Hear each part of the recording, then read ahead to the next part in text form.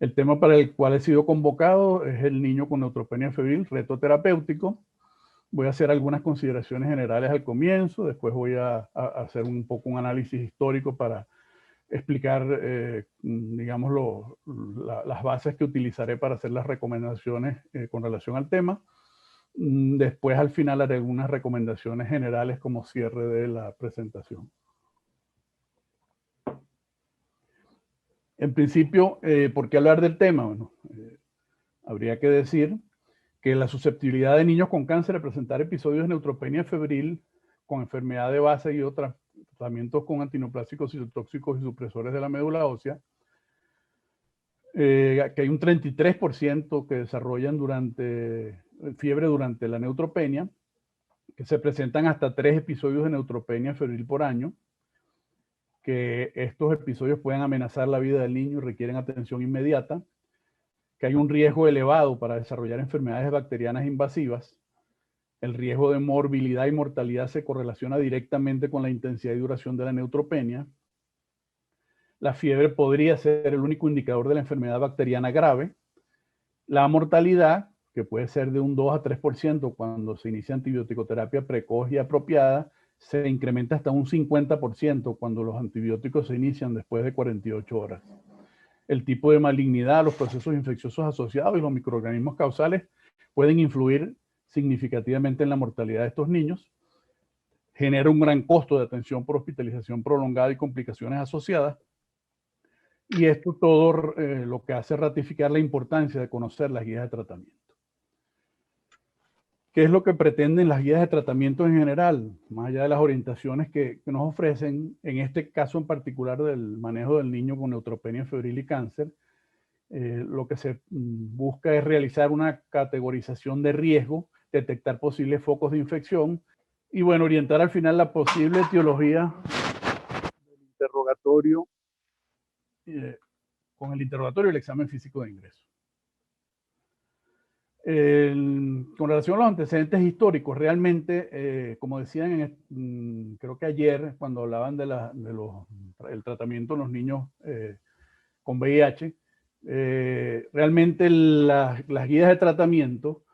no habían sido diseñadas para pacientes pediátricos. Es decir, nosotros orientamos nuestro tratamiento inicialmente con base a los guidelines del año 2010, donde las guías de tratamiento están diseñadas fundamentalmente para adultos. Y hacíamos adaptaciones con relación a lo que podía hacerse desde el punto de vista pediátrico, pero realmente no habían guías o consensos diseñados para el manejo pediátrico. No es sino hasta el año 2011 cuando se produce una primera reunión con un consenso de la Sociedad Latinoamericana de Infectología Pediátrica para tratar el diagnóstico y tratamiento de la neutropenia febril en niños con cáncer. Esta primera aproximación, a pesar que data del año 2011 y ya han transcurrido 10 años, es sumamente importante porque, primero, entre sus autores principales tiene la doctora María Elena Santolaya de Chile, que ha sido realmente una autoridad en el manejo de este tipo de pacientes pediátricos con cáncer y neutropenia febril. Contó con la participación de numerosos infectólogos pediatras de renombre a nivel internacional, entre ellos por Venezuela la doctora Laura Naranjo. Para el año 2012,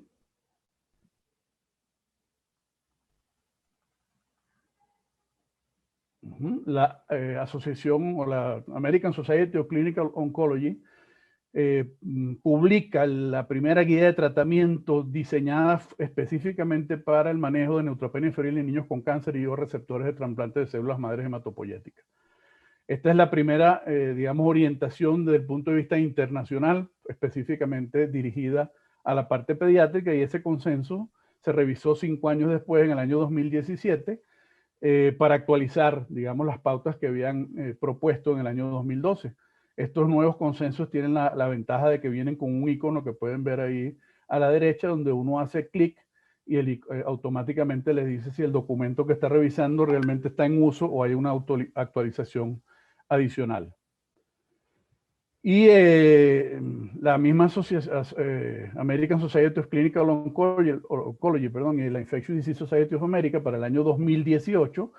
hacen una publicación con relación al manejo ambulatorio de los adultos con neutropenia febril y tratados con malignidad, lo que pudiera hacernos pensar que en algún momento también estarían diseñando alguna guía bajo digamos, la misma óptica del mismo tema, pero diseñada para pediatras. Estas guías de tratamiento son desarrolladas por grupos de profesionales considerados expertos en el área contemplada y hacen recomendaciones generales que pueden ser aplicadas a nivel internacional, o a nivel local o a nivel nacional, dependiendo de cómo uno quisiera interpretarla. Yo voy a basar un poco las recomendaciones, a pesar de que vuelvo y repito, el documento tiene 10 años ya de publicado, en el consenso de la Sociedad Latinoamericana de Infectología Pediátrica, porque considero que es el más apropiado para nuestra realidad, es decir, la realidad latinoamericana. A medida que vaya desarrollando el tema, voy a ir haciendo algunas recomendaciones o consideraciones particulares con relación al consenso, que pueden tener que ver con lo que eventualmente pudiera haber sido actualizado o puede actualizarse con relación al mismo, comparándolo con el del 2017 publicado por el ASCO, pues digamos la American Society of Clinical Oncology. Lo primero que hay que recordar son los términos que se utilizan para que se maneje homogeneidad en este asunto. Neutropenia clasificada como leve, moderada, grave o profunda, dependiendo del contagio absoluto del neutrófilo. Fiebre para pacientes neutropénicos, temperatura mayor a 38 grados centígrados, una medición única con una duración mayor a 1 hora. Y ambos términos, o sea, la neutropenia acompañada de fiebre o neutropenia febril, cuando la temperatura es mayor o igual a 38 grados centígrados en 2 mediciones, o una temperatura oral mayor o igual a 38.5 grados centígrados, algunos autores 38.3 grados centígrados, otros autores, en una medición única, acompañada de un valor absoluto de neutrófilos de menos de 500 o de menos de 1000 cuando se asume que va a seguir disminuyendo. Esta guía o consenso latinoamericano de la Sociedad Latinoamericana de Infectología Pediátrica tiene 14 recomendaciones y las voy a ir, digamos, explicando no en detalle, sino tratando de resaltar los aspectos más importantes de cada una de ellas. La primera, y quizás, en mi concepto, quizás de las más importantes, es el hecho de que hay que realizar una vigilancia epidemiológica, porque es la única forma de actualizar adecuadamente los documentos que se vienen publicando. Es decir, conocer la realidad de cada uno de los países, de cada una de las regiones, de cada uno de los hospitales, para saber cuáles son los gérmenes que eventualmente pueden afectar con mayor frecuencia a este tipo de niños. La recomendación número 2 tiene que ver con el interrogatorio y el examen físico minucioso que debe realizarse en este tipo de pacientes, porque la mayoría de ellos tienen enfermedad que se manifiesta como fiebre sin foco. Es decir, no es fácil identificar el foco infeccioso o la puerta de entrada en estos pacientes. Y solo puede hacerse con ese meticuloso interrogatorio y con un examen físico exhaustivo que busque lesiones a nivel de piel, de mucosa anal, de mucosa oral, a nivel de los catéteres, si el paciente tiene colocados catéteres venosos centrales, etcétera, que nos permitan ubicar algún foco infeccioso o puerta de entrada que pueda permitirnos dirigir el tratamiento desde el inicio. La recomendación número 3 tiene que ver con la consideración en estos pacientes de la presencia de infecciones bacterianas secundarias o superinfecciones, e incluso la consideración de la enfermedad fúngica invasiva. Y lo vamos a ver cuando hablemos un poco del algoritmo de tratamiento para orientar el manejo de este tipo de pacientes. La recomendación número 4 con los estudios paraclínicos, con la recomendación de una hematología completa, con fórmula leucocitaria, pruebas de funcionalismo renal y hepático, la determinación de una proteína C reactiva cuantitativa, la obtención de muestras de hemocultivos tanto periféricos como por cada una de las ramas del catéter venoso central, y evitar la realización de cultivos adicionales de vigilancia rutinarios que a veces no dan ninguna información relevante.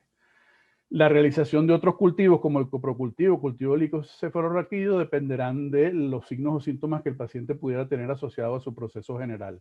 En pacientes con síntomas respiratorios es prudente incluir estudio de imágenes e incluso búsqueda de virus respiratorios, porque las infecciones virales siguen siendo también importantes en este grupo de pacientes. Y en niños con infiltrados pulmonar se recomienda adicionalmente la posibilidad de hacer lavado broncoalveolar o biopsia pulmonar para diagnósticos etiológicos, sobre todo cuando el paciente se mantiene neutropénico y febril por más de 5 días. Lo veremos también un poco cuando veamos el algoritmo. La radiografía de tórax en este consenso la recomiendan de rutina. En el consenso de ASCO, llamemos ASCO la American Society of Clinical Oncology, recomiendan solo realización de radiografía de tórax cuando el paciente esté sintomático desde el punto de vista respiratorio. La tomografía axial computarizada de tórax solo ante la sospecha de neumonía y en pacientes en que se mantenga neutropénico febril después del cuarto o quinto día de evolución. Y la ecografía abdominal o tomografía abdominal computarizada abdominal solamente frente a sospecha clínica de enteritis neutropénica o candidiasis hepatoesplénica, recomendando la realización de resonancia magnética en pacientes con candidiasis diseminada crónica o ante la sospecha de infección del sistema nervioso central. La categorización de riesgo, que en mi criterio debería estar como una recomendación previa, pero que estoy respetando la forma en que ellos lo presentaron, es sumamente importante porque es lo que nos va a permitir orientar el tratamiento inicial del paciente. Ellos recomiendan incorporar algunos otros elementos que vamos a ver también cuando pasemos rápidamente por la recomendación en la guía de tratamiento de asco, en el sentido de que amplían un poco las consideraciones para lograr la categorización, y ellos hablan aquí de incluir en esa categoría de riesgo el riesgo de infección bacteriana invasora, la posibilidad de sepsis y mortalidad para el manejo cotidiano de este tipo de niños.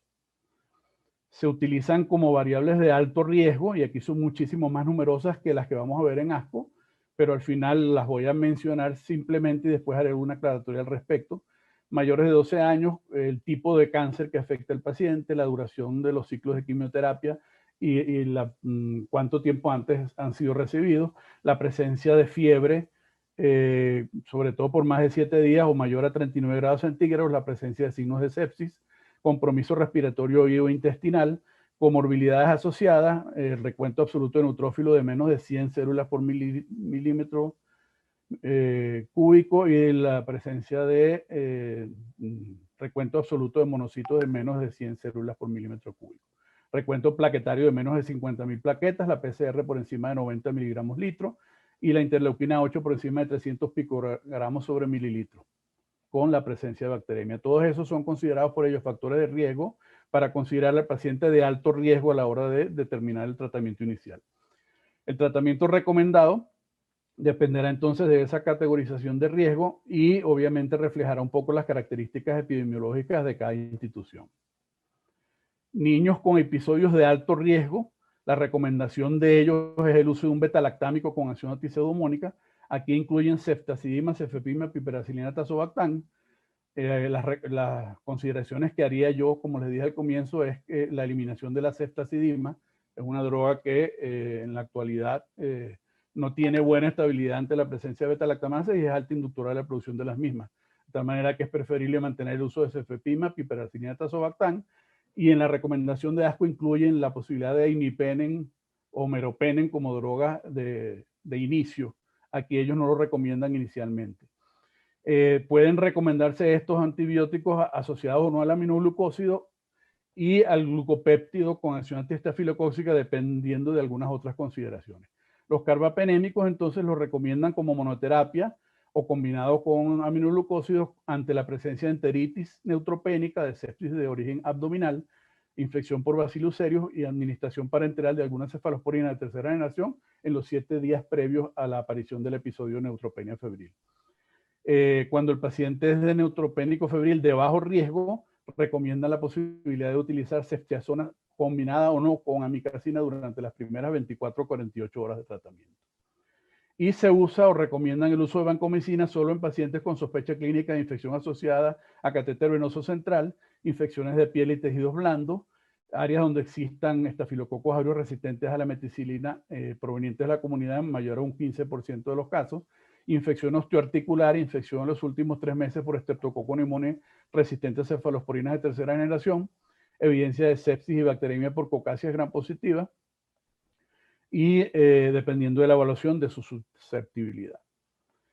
Entonces, este algoritmo inicial de tratamiento plantea que en los pacientes de alto riesgo deben hospitalizarse y recibir terapia endovenosa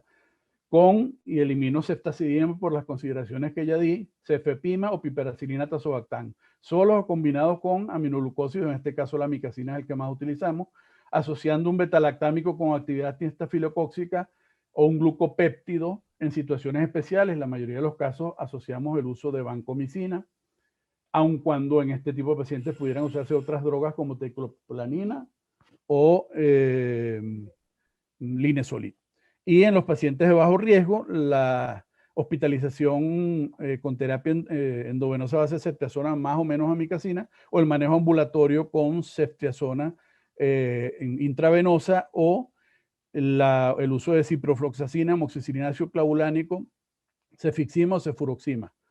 Aquí la recomendación sería no utilizar, yo no utilizaría cefuroxima para estos pacientes y tampoco utilizaría monoterapia. Utilizaría la combinación de cefixima o ceftibuten asociados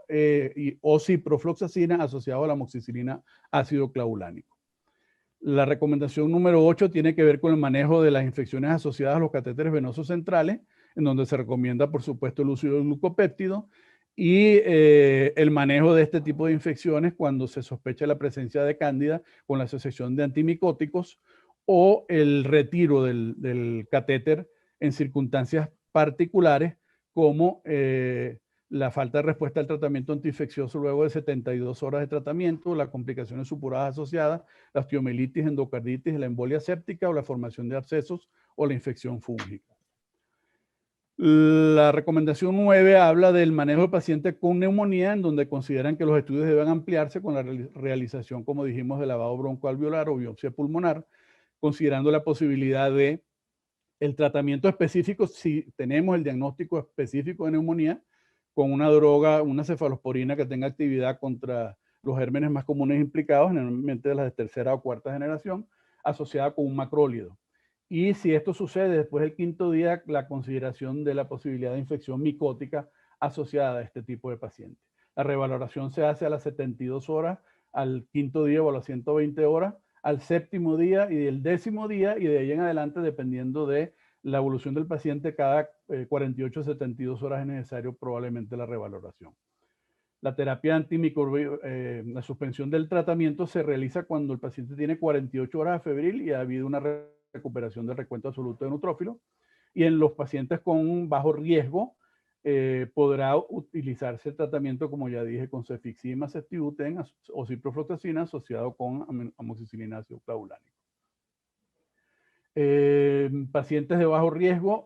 donde hay certificación del diagnóstico de infección viral, se pueden utilizar medidas sintomáticas. Sin embargo, esto es una consideración de mucha delicadeza en este tipo de pacientes. Y en los pacientes digamos, neutropénico febril de bajo riesgo, una alternativa ideal cuando se puede hacer y cuando se garantiza un seguimiento adecuado es el manejo de estos pacientes por vía oral. Entonces ellos lo que plantean es una revaloración más o menos al tercer o quinto día de enfermedad, y dependiendo de la evolución del paciente, recomiendan, a pesar de la mejoría, incluso un tratamiento mínimo de 7 días, cosa que se diferencia con las recomendaciones de ASCO, donde nos dice que el paciente con 48 horas a febril y con una recuperación del recuento absoluto de neutrófilos puede suspenderse el tratamiento sin ningún problema. La recomendación 12 tiene que ver con el tratamiento antifúngico, y las recomendaciones fundamentalmente es que el paciente evaluado después del quinto día de tratamiento o de las 96 horas de tratamiento tiene que ser considerado como que pudiera tener una infección fúngica, y por ende debería comenzarse o asociarse tratamiento con formas lipídicas de anfotericina B, fluconazol, boriconazol o equinocandinas, considerando el tratamiento con boriconazol en la aspergillosis. Y el tratamiento fúngico se suspendería en la misma forma como se pudiera suspender el tratamiento antibacteriano, antimicrobiano. Aquí la diferencia fundamental en el manejo de los pacientes con infecciones fúngicas invasivas es que la recomendación de ASCO es el inicio y de una vez con equinocandina, o sea, con el caspofungina, que es además la recomendación de ITSA para el manejo de candidiasis invasiva.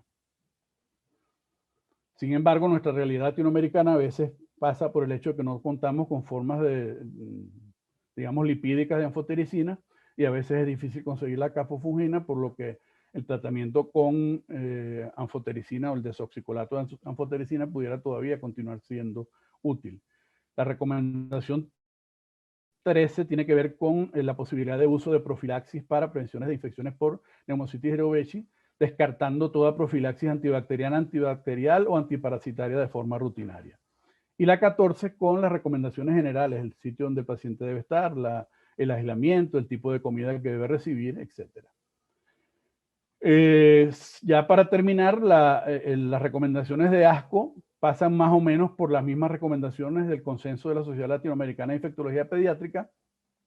Recomiendan la adopción de una escala de estratificación y ellos plantean hasta 6 escalas distintas, de las cuales quizá la de Santolaya para mí es la ideal, donde considera pacientes o factores de riesgo, la leucemia en recaída, la quimioterapia menos de 7 días del episodio de neutropenia febril, la PCR por encima de 90 miligramos litro, la presencia de hipotensión y la trombocitopenia menor a 50.000. Si ninguno de estos factores de riesgo está presente, se categoriza el paciente de bajo riesgo, y si está presente solamente la trombocitopenia menos de 50.000 plaquetas o la quimioterapia menos de 7 días del episodio de neutropenia febril, también pueden ser considerados de bajo riesgo. Algunos esquemas incluyen la determinación de interleuquina 6 y 8 para la categorización. Las demás consideraciones son más o menos las mismas y coinciden con el consenso de SLIPE, solo como dije aquí, la utilización del carbapenémico de entrada. El manejo evolutivo es más o menos el mismo, con la evaluación del paciente al tercero y después al quinto día. Y con relación al diagnóstico y tratamiento antifúngico, la recomendación de ASCO es que no se utilice de manera rutinaria el galactomannan sérico, ni el beta-D-glucano, ni el test de PCR fúngico en sangre para hacer diagnóstico de micosis en este tipo de pacientes de enfermedad fúngica invasiva, que se utilice la tomografía axial pulmonar cuando haya la posibilidad o la duda de que hay una infección fúngica invasiva presente, al igual que la consideración de las imágenes abdominales y de los senos paranasales, cuando haya signos o síntomas asociados o cuando se sospeche la posibilidad de este tipo de patología. Y como dije ya, el tratamiento antifúngico lo recomienda con caspofungina, monfotericina, liposomal de entrada. Esto puede quedar en la presentación para que lo vean a posteriori, porque es un algoritmo de tratamiento basado en las recomendaciones de ASCO, y comencé diciendo que me parece mucho más útil la propuesta que hace la Sociedad Latinoamericana de Infectología Pediátrica. Las recomendaciones finales pasan por el hecho de que hay que conocer las guías de tratamiento o los consensos publicados a la fecha para el manejo de niños con cáncer y neutropenia febril. La mayoría de ellas se publican o se renuevan cada 5 años, pero no necesariamente es así. Puede ser que la necesidad de la actualización sea mayor, o que casos como este pues hayan transcurrido más años sin que haya consideraciones de modificaciones significativas como para reevaluarlos. Más importante que eso es diseñar guías de tratamiento o consensos locales que apliquen a nuestro país, a diferencia de otras realidades latinoamericanas o internacionales, e incluso hospitales por hospitales, de acuerdo a las consideraciones de las distintas digamos, comisiones de manejo a nivel hospitalario de este tipo de pacientes. Considerar la posibilidad de que pacientes con más de 10 días de hospitalización, a pesar de haber iniciado su proceso como un paciente neutropénico febril, debe ser considerado probablemente como pacientes con infecciones asociadas a los cuidados de salud, y por ende digamos, la amplificación de la cobertura en estos pacientes puede ser considerada después de los 7 a 10 días de tratamiento. Y modificar las guías de tratamiento con la inclusión de nuevas drogas de acuerdo al cambio en susceptibilidad de los patógenos aislados, que tiene que ver un poco con esta última lámina, donde quizás el manejo inicial de este tipo de pacientes sigue siendo el mismo. Quizás todavía carbapenem con o sin asociación de aminoglucósidos para el manejo inicial pueda ser suficiente, pero para estos pacientes que se complican en el curso del tratamiento,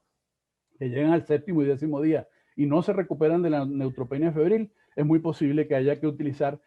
nuevos antibióticos que ya tienen un espectro mayor, algunos ya conocidos y utilizados como la colistina, el linezolid, la ceftazidime avibactam, y otros incluso mucho más nuevos como el Astronan avibactam, el meropenem bavorbactam, el imipenem relabactam, el cefiderocol y otros antibióticos ya de otros grupos más noveles aún, que simplemente los menciono como abreboca porque probablemente sean disertados por el expositor que me sigue, el doctor Carlos Gabriel Torres Viera, Carle para sus amigos y conocidos. Muchas gracias.